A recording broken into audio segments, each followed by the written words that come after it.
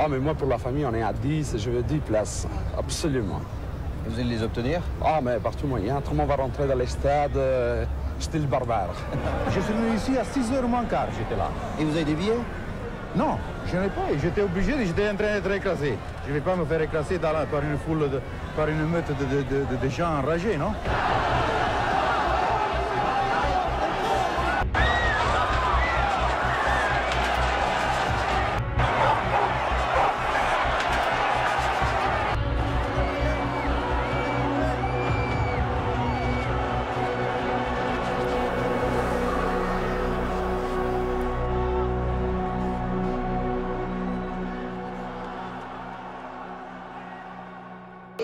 Des informations que nous allons développer dans la suite de ce journal, mais bien sûr, l'événement ce soir, c'est le football, c'est la finale de la Coupe européenne des champions qui commencera au Ezel à 20h15. Vous le savez, le match au sommet, Juventus-Liverpool, c'est pour ce soir. Il y aura 58 000 spectateurs et 400 millions de téléspectateurs.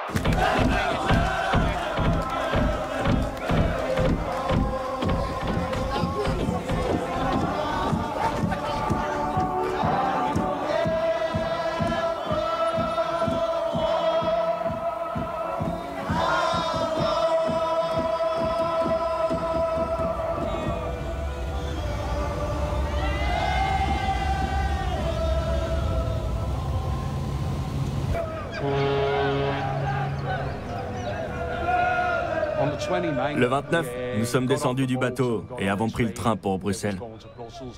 C'était génial, l'ambiance était incroyable, le temps était fantastique. C'était rempli de supporters de Liverpool. Alors ça chantait dans le train, les gens buvaient, l'ambiance était géniale. Le voyage en train était fantastique. C'était une aventure pour moi et mes amis.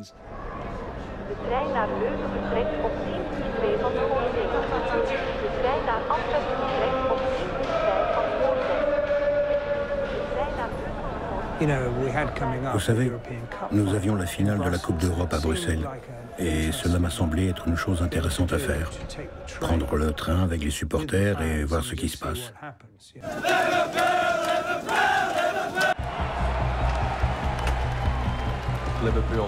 Liverpool avait une équipe géniale. Ils avaient gagné la Coupe d'Europe les années précédentes. Les joueurs étaient géniaux. Les supporters, le stade, le COP.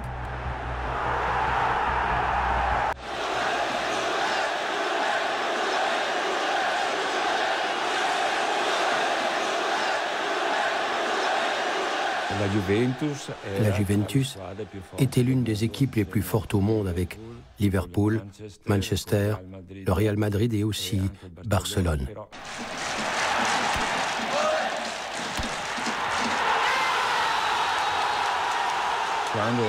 Quand nous sommes arrivés pour la deuxième fois en finale, un groupe s'était organisé pour voir cette finale de la Coupe des Champions.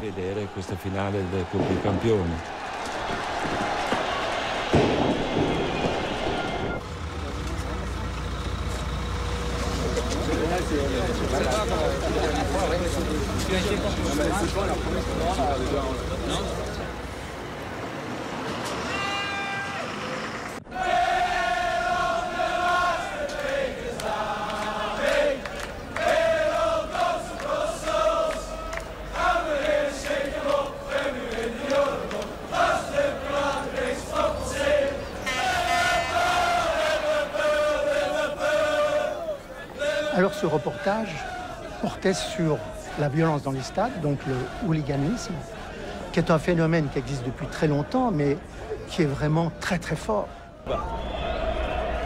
30,000 Liverpool and Juventus fans have congregated in Brussels for tonight's match. The mood has been generally good-humoured, but trouble flared in the main square this afternoon. A heavy metal table was thrown through a jeweller's shop window.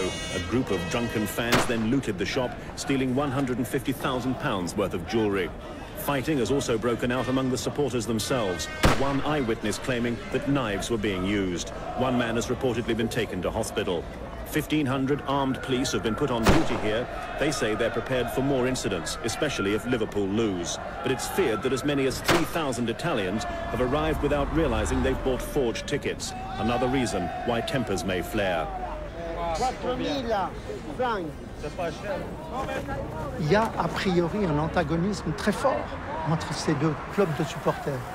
D'un côté, Liverpool, qui a été une ville extrêmement riche, la deuxième ville la plus commerciale d'Angleterre durant la colonisation, mais avec la guerre, puis la crise économique, elle a plongé. Il y avait 35 000 dockers, il n'y en a plus que 2 000 quand on fait le reportage. Dans le club de supporters, où il y a 12 000 membres, la moitié sont des chômeurs.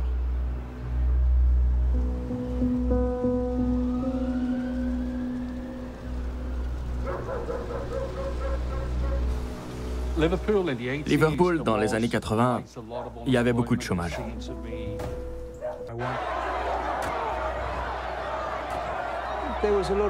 Il y avait beaucoup de violence.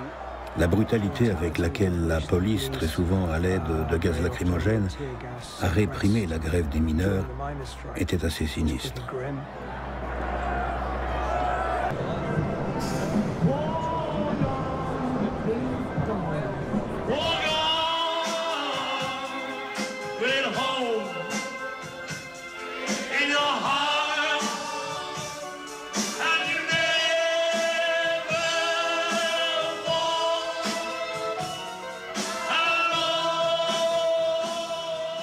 Ainsi, le fait de marcher avec l'espoir dans votre cœur et vous ne marcherez jamais seul, vous donnez l'impression qu'on pouvait s'en sortir.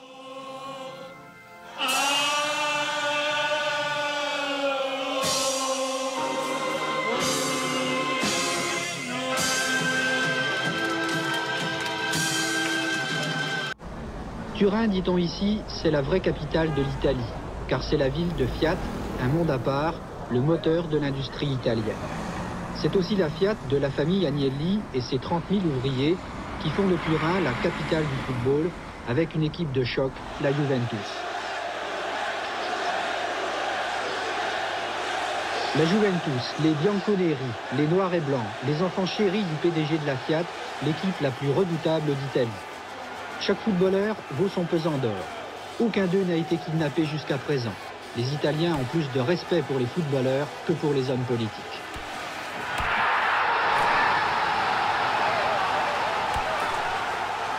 Son public est à l'image de l'équipe. Il vient lui aussi de toute l'Italie. Ouvrier de Fiat, émigré du Sud, paysan du Piémont ou employé de bureau.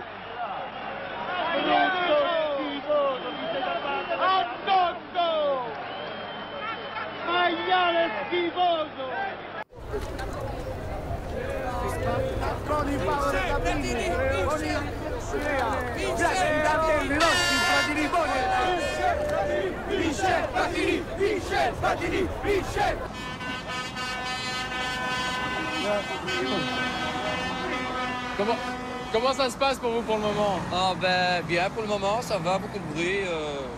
Dans l'instant de la bonne humeur et de la compréhension, actuellement. Vous avez institué un système là, je vois, vous laissez rentrer. C'est le passage, c'est le sas.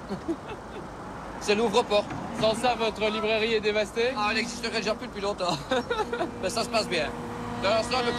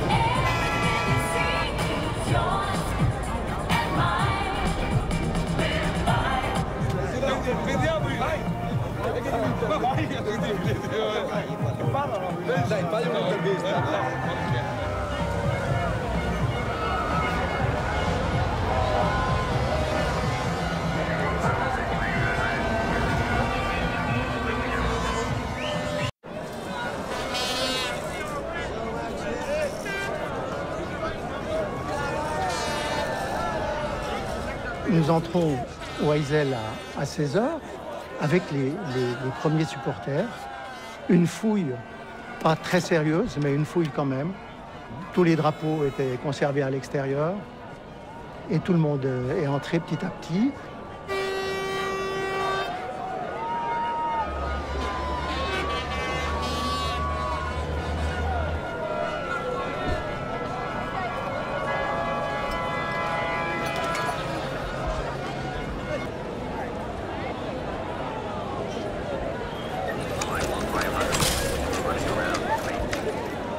dès le départ, ça s'annonce plutôt mal, vu l'indiscipline des Italiens qui ont renversé toutes les barrières extérieures et qui passent d'un bloc à l'autre, alors que la police a difficile à intervenir.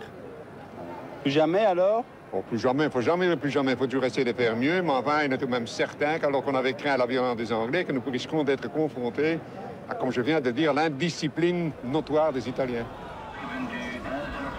Deux races un peu différentes, hein. Les Italiens qui sont un peu chauds la tête. Et les Anglais qui, bon, ils sont... C'est ça. Et bonne nuit, hein. OK, merci beaucoup.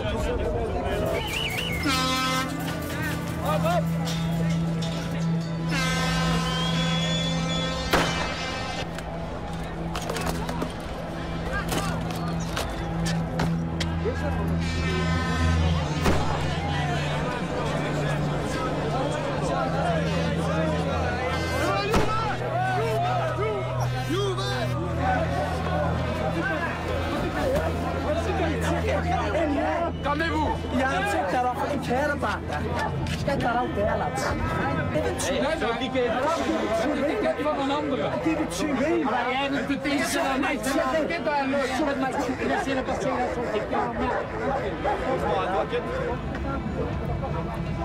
J'ai de bâton. It's a genuine ticket. It's got the thing on it, it's got the stamp, it's the lot. It's a genuine thing. Don't believe it. Allez. Allez, hop. Pas op, hè. Pas op, hè. Oppassen.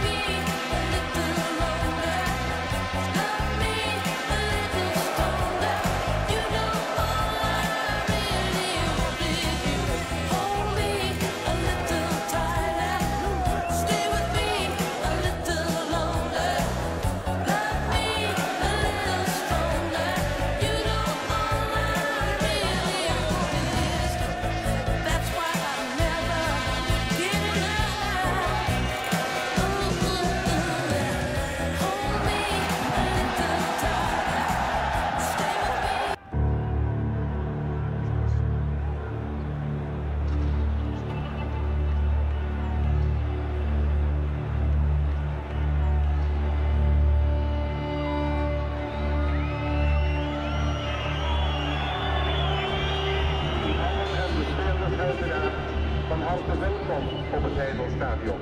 De organisten hopen dat deze avond een grandioos feest wordt. Que le meilleur gagne.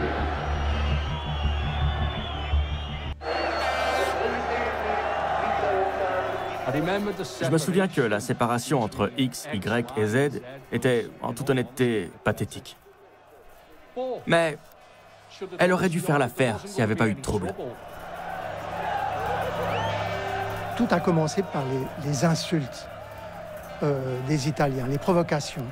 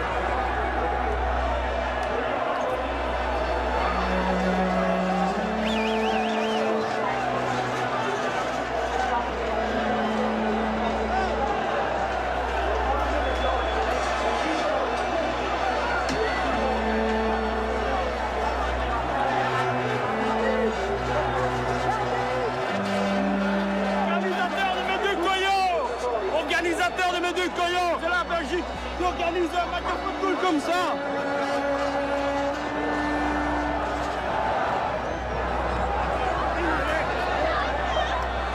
Fate, guardateli voi, guardateli!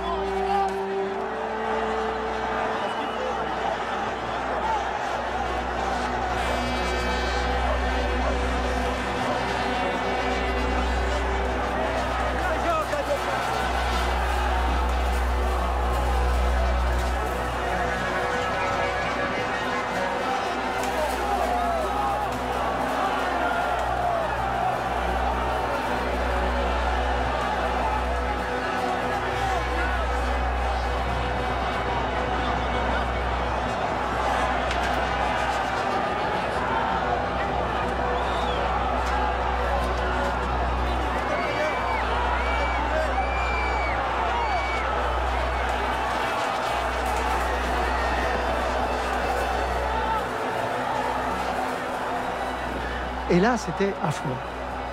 Affreux parce que c'est le moment où les supporters italiens commençaient à étouffer. C'est là qu'ils demandent à nous de les tirer. On assiste à l'agonie. Et on était impuissants. Je disais, mais est-ce qu'on a le droit de continuer de tourner ? On ne doit pas les aider, mais en même temps, ils étaient prisonniers. Je veux dire, il y avait la moitié du corps, ou même des fois, il y avait juste une tête qui dépassait. On ne pouvait rien faire.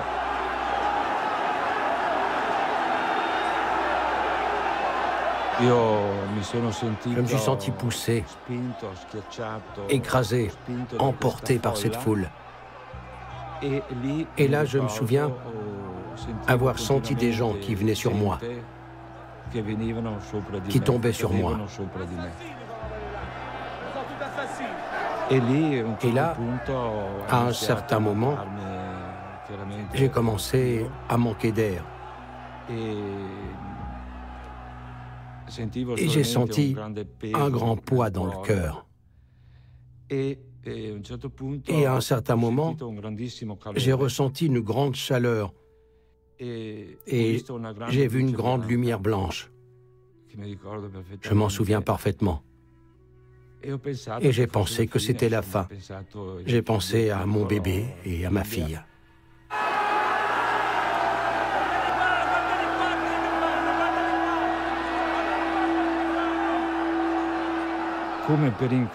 Comme par magie, j'ai recommencé à respirer. Pourquoi cela?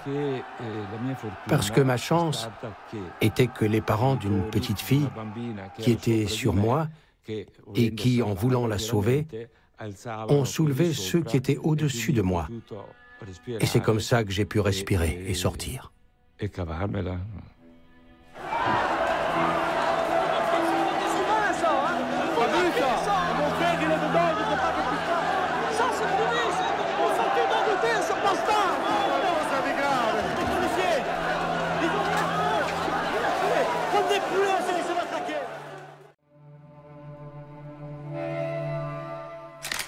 Nous passons tout de suite en direct au stade du Heysel où se déroulent en ce moment des bagarres assez impressionnantes sur la pelouse même et dans les tribunes. Les gendarmes viennent d'intervenir avec beaucoup de violence.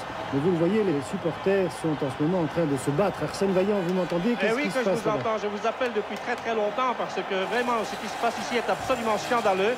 Et je vous dirai tout de suite que si ça continue comme ça, eh bien il n'y aura pas de match de football ce soir.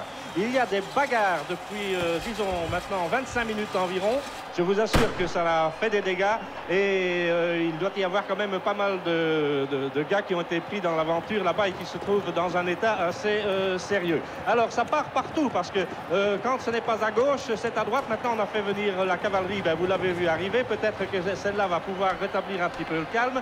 Mais lorsqu'on parvient à rétablir le calme d'un côté, ça explose tout de suite de l'autre côté. Je vous assure que ce qui se passe ici est absolument lamentable et il est vraiment triste que ce qui devrait être être une fête, mais vraiment la grande fête de football, d'autant plus qu'on devrait avoir en présence deux des plus belles équipes qui existent actuellement, c'est-à-dire la Juventus et Liverpool. Eh bien, en fonction du comportement d'une bande d'idiots et je vais plus loin, d'irresponsables, eh bien, toute cette fête-là soit totalement gâchée. Voilà ce qui se passe pour le moment. J'avais envie de vous parler de sport, mais je crois que ce sera pour tout à l'heure. Espérons qu'il sera possible de le faire. Ici, le stade de Heysel, à vous le studio.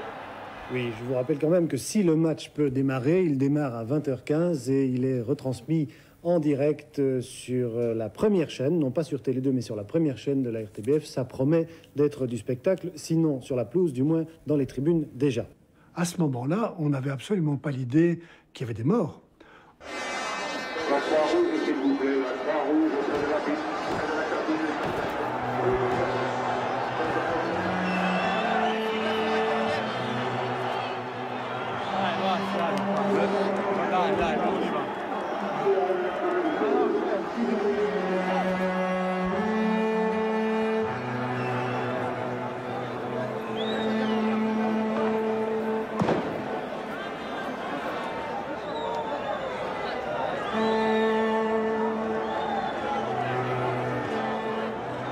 Personne ne peut imaginer ce que les policiers ont vu, ont vécu,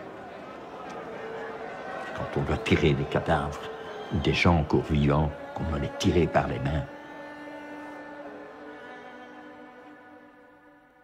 Et alors, pendant ce temps encore, des chants. Il y avait des chants, hein? C'était un mélange comme ça de tristesse, de drame et de joie. Chez d'autres.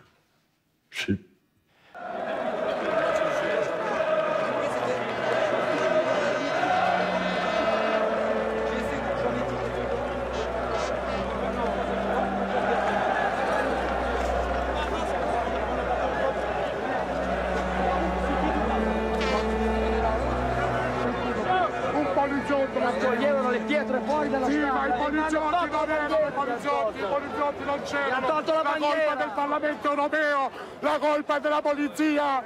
In Bruxelles non c'era un poliziotto qua, decine di persone sono morte per colpa della polizia. Colpa della polizia. Vergogna. Vergogna. Pourquoi la police n'est pas intervenue tout de suite? Pourquoi ça? Di attaquer come ça? La polizia ha avuto paura di prendere contatto con loro. Sono fuggiti, non è giusto. Non è questo come si protegge una partita. Silenzio. Si parla di un'Europa unita. Quale Europa? È da stamattina che gli inglesi fanno quello. E la polizia belga che cosa fa? Voi avete registrato per televisione, avete ripreso tutto. Da chi è iniziato? Noi abbiamo i feriti, loro sono. Questa è gente che non merita di giocare a football. Questa è l'organisation des flics, elle est là aussi, il faut pas l'oublier. Hein. Et moi je vous dis un truc, peut-être les Anglais ils ont gagné 11-0. 11 morts à 0 peut-être. On en reparlera. Vous étiez là? J'étais là au-dessus, là. Là, on peut le voir là. Il y a des morts, monsieur. Dégueulasse. Les flics, mais c'est pas possible. Il y a des morts. Voulez-vous que je parle en français ou en anglais, en italien? Il y a des morts, monsieur. Il y a des morts. C'est une honte qu'il n'y a pas eu de service de la part des autorités belges. Il faut le dire à la télévision suisse. Et les flics qui l'ont gardé, mais c'est le comble. C'est le comble. Eh bien, nous retournons immédiatement au Heysel où on vient d'apprendre qu'il y aurait des morts dans les tribunes. C'est encore à mettre au conditionnel, mais on voit très bien que la tribune est jonchée de corps et vous voyez, les secouristes manquent de civières. Ils sont obligés d'utiliser des barrières nadars pour transporter les corps des blessés et je vous le dis même, peut-être des morts. Arsène Vaillant, vous êtes sur place, est-ce que vous avez eu des informations à ce propos? Comment dirais-je, justement, nous étions en train d'en discuter il y a quelques instants. On nous a dit qu'il y avait des morts. Quant à dire combien et si c'est exact, ça je ne puis absolument pas vous le certifier, étant donné que je suis à ma position de commentateur dans la tribune et j'assiste à tout ce qui se passe. Alors je ne sais pas ce qui s'est passé dehors. Je n'étais pas dans la bagarre non plus, fort heureusement d'ailleurs, parce que moi je veux bien être commentateur sportif, mais pas non plus correspondant de guerre. Hein. Je me sens, voilà, encore un gars qu'on transporte dans un état qui ne semble pas être des plus brillants. Alors je suppose qu'on va venir tout de même dans les minutes qui vont suivre nous donner des informations. Et j'espère, mais alors j'espère de tout mon cœur qu'il s'agit là de fausses rumeurs, d'exagération. Mais enfin, je crains malheureusement que la chose soit parfaitement possible.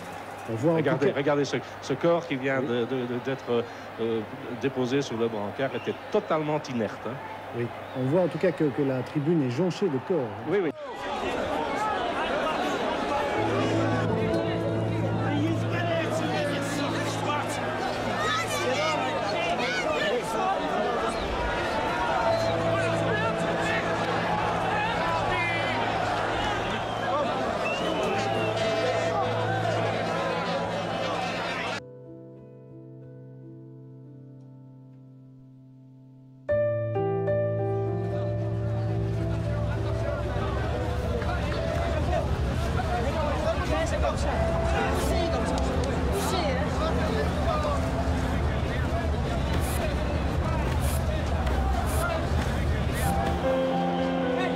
Docteur! Docteur! Il y a encore celui-ci!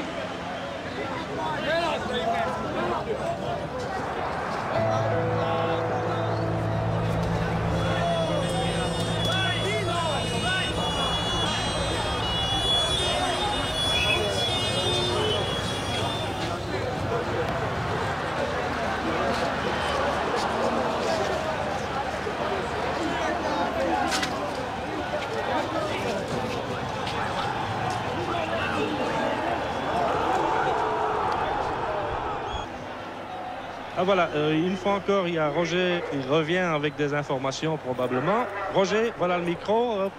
Et Arsène, je suis assez essoufflé. Eh bien, je viens parler à Franz Meulemans, qui a assisté à la réunion donc, du comité exécutif de l'UEFA, qui a décidé qu'on jouerait.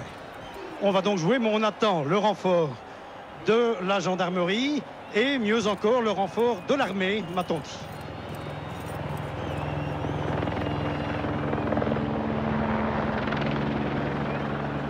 Il y a juste une chaîne allemande qui a décidé de ne pas le diffuser, mais toutes les autres chaînes de l'Eurovision ont décidé de le diffuser. Donc c'est pas une décision seulement de la RTBF, hein. C'est une décision générale.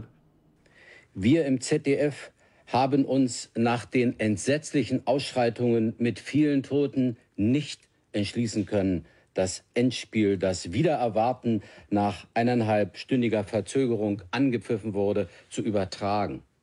Die Verantwortlichen in Brüssel mögen ihre Gründe gehabt haben, das Spiel beginnen zu lassen, es im Fernsehen zu übertragen, in Kenntnis, dass viele Menschen innerhalb und außerhalb des Stadions noch um ihr Leben ringen.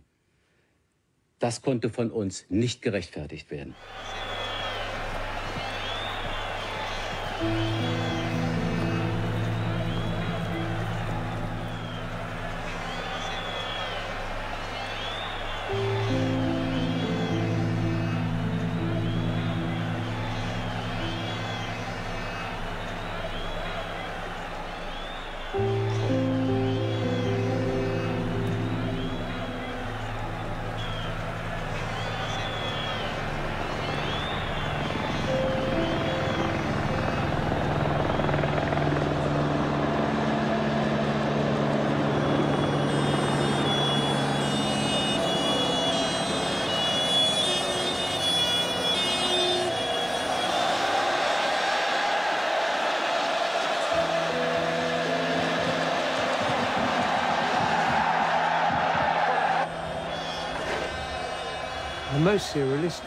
L'aspect le plus surréaliste, c'est qu'il jouait au football. Il jouait cet événement, sans tenir compte des pompiers et des ambulanciers qui couvraient les corps sur le côté. C'était donc très surréaliste.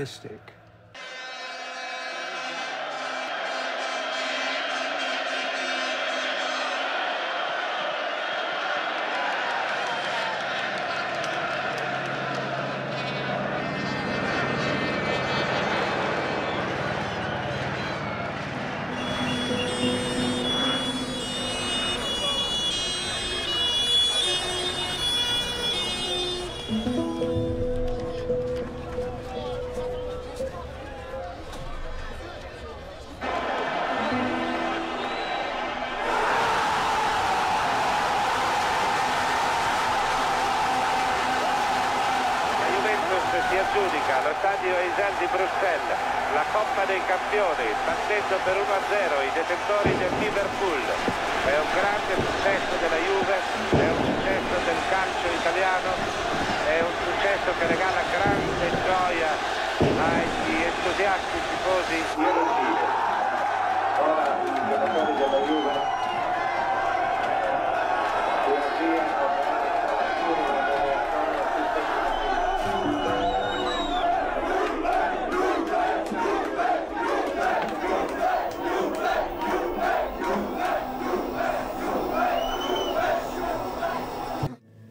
Bonsoir à tous. 24 heures après le drame qui a endeuillé notre pays et le football, c'est la désolation, la tristesse et le remords. Dans un stade du Heysel dévasté, sur les gradins du sinistre bloc Z, où 38 personnes sont mortes hier soir à 19h25, victimes de la panique et de la folie meurtrière, il n'y avait plus ce matin que quelques vêtements, des chaussures et des lambeaux de drapeaux. L'Europe tout entière est sous le choc. La honte et le dégoût en Grande-Bretagne, mais aussi la colère en Italie, la colère et le deuil, puisque la majorité des victimes d'hier soir sont italiennes. Signore e signori, formulare di nuovo le condoglianze commosse del governo e della nazione belga.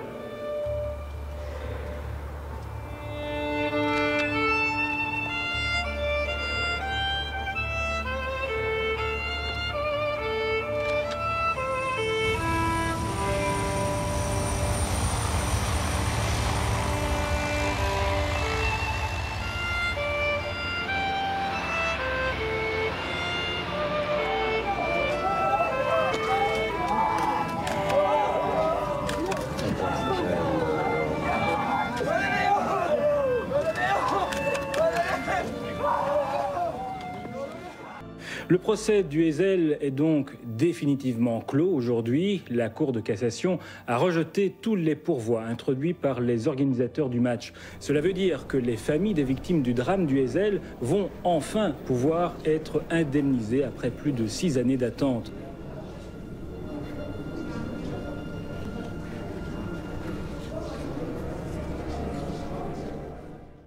I think the Football Association came to the right decision, and it was in accordance with the very grave situation. And the whole of Britain is appalled at what happened, and I think they wanted very firm decisions, and I think they will applaud the decision of the Football Association.